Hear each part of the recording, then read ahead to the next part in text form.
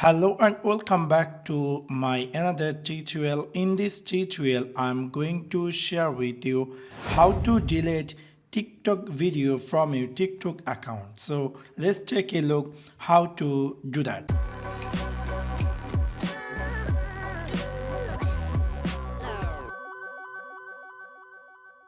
For that, I'm going to open my TikTok account and then I'm going to choose the profile icon and then you're going to see your TikTok profile. Now here you're going to see all the tired video you have been uploaded in your TikTok account, and if you decide to delete a particular video from your TikTok account, you can just simply open the video. For example, I would like to delete this particular video. So if you would like to delete this particular video from your TikTok account, you need to click this right side. There is a three dot. Simply click over there, and this three dot, you're going to see all the TikTok option is available. You can share or do etc. But I'm not going to do all this. I just want to delete this video from TikTok profile. So what you have to do in the last line, which is, you can say, analysis, just simply swipe right to left all the way down, all the way last, and then you're going to find here something say delete. If you click over delete, and then you're going to see a pop-up appear. Do you like to